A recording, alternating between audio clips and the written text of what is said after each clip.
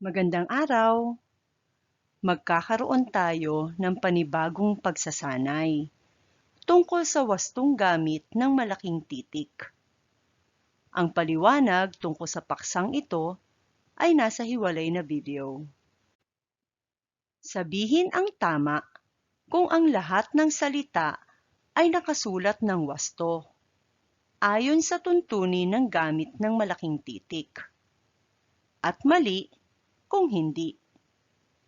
Pagkabasa ko ng nilalaman ng isang bilang, i-pause muna ang video na ito upang mapag-isipan ang sagot.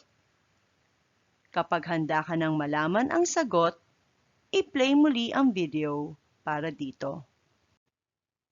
Bilang 1. Dear Ginoong Tan. Mali. Sisimulan natin sa malaking titik ang G. Dahil ito ay dinaglat na salita para sa Ginoo, na sinusundan ng tiyak na ngalan ng tao.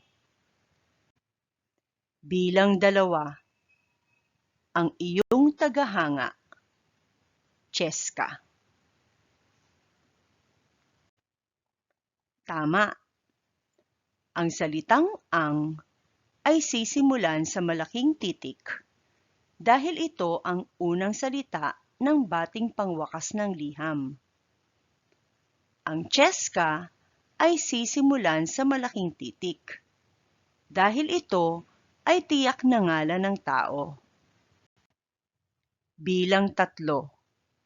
Daisy, umiwas ka sa mga taong puro negatibo ang iniisip at palaging nagrereklamo. Mali.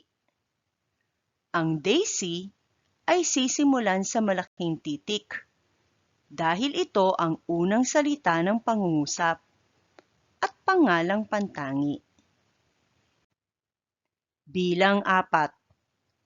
Sa halip na magreklamo, ay tumulong ka na lang para mabigyan ng solusyon ang problema ng pangkat mo.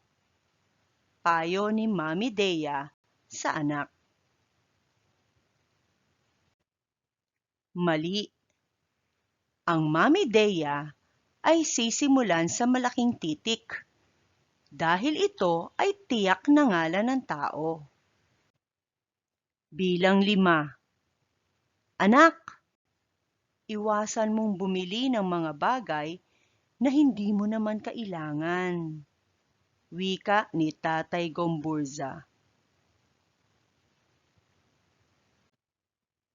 Tama. Ang anak ay sisimulan sa malaking titik dahil ito ang unang salita ng pangungusap. Ang Tatay Gomburza ay sisimulan din sa malaking titik dahil ito ay pangalang pantangi.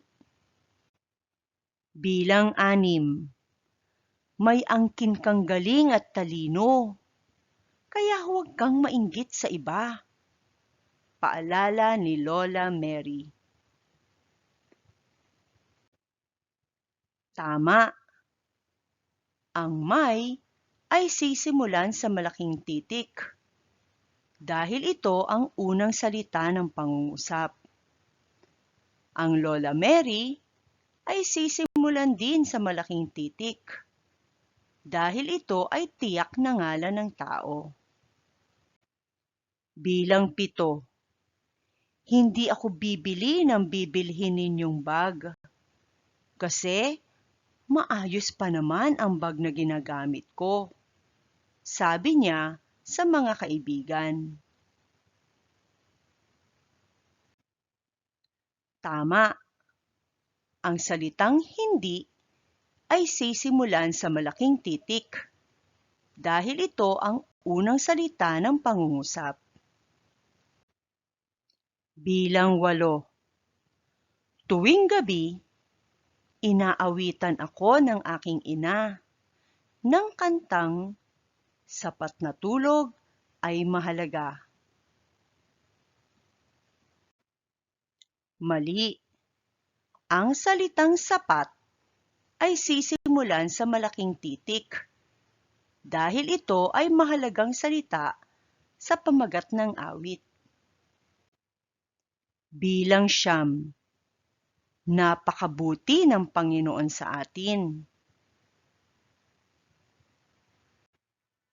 Tama, ang salitang napakabuti ay sisimulan sa malaking titik dahil ito ang unang salita ng pangungusap. Ang Panginoon ay sisimulan din sa malaking titik dahil ito ang tawag natin sa ating Diyos.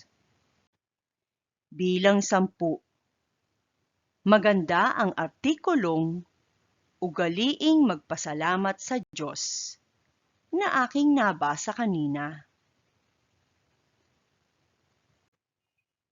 Mali. Ang salitang magpasalamat ay sisimulan sa malaking titik dahil ito ay mahalagang salita sa pamagat ng artikulo. Narito ang pinagkunan ng disenyo para sa video na ito. Salamat!